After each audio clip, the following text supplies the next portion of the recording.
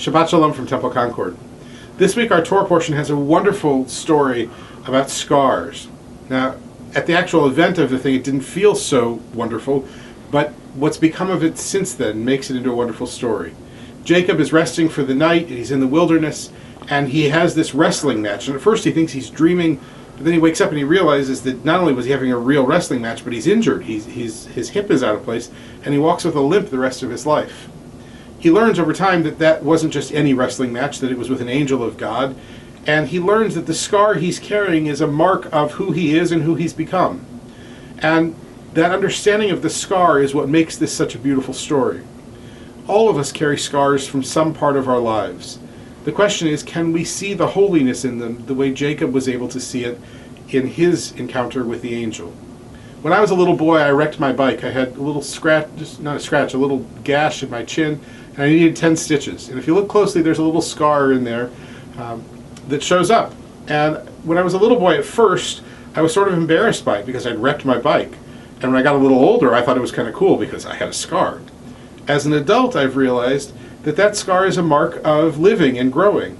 That in that moment when I wrecked the bike and I was riding with my brother, that I was trying to push myself. I was trying to go further and see what I was capable of doing. Now, obviously I went a little too far, but the scar itself is a reminder of who I am as a human being and my attempt to go further. And in that sense, the scar is a mark of holiness. I think all of our scars are marks of holiness. I think too easily we instead look at our scars as marks of failure, as marks of disaster. But there's another way, and it's what Jacob gives us this week. It's this sense that the scar is a mark of encountering something holy.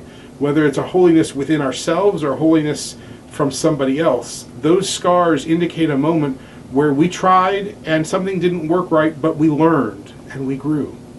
And when we allow ourselves to see that holiness, then that scar becomes not something of which to be embarrassed, but rather a mark of pride, a sign that we're willing to grow and learn and explore, and yes, enter into an arena and wrestle, even if we might not always win and get the outcome we wish.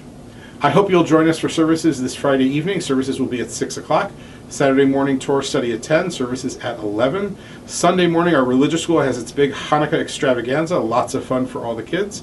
And in 2 weeks, on Friday the 20th, we will have our big annual congregational Hanukkah dinner. Reservations are due in on Monday the 16th, and there's a little fee that goes up if you get it in late, so we hope you'll get your reservations in as soon as possible. The annual Hanukkah dinner is one of the highlights of the year here at the temple, and it's always lots of fun, so I hope you'll be a part of it.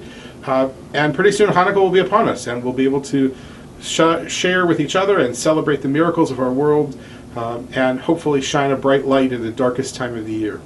For now, I hope you'll take a few moments over this Shabbat to look at your own scars and see if you can find the holiness in them. I think if you can find that little spark of holiness, that scar will suddenly move from being something that was a little bit difficult or troublesome to something that brings smile and a sense of pride. And that's what holiness can give us in our lives. Shabbat Shalom for now. Look forward to seeing you at the temple.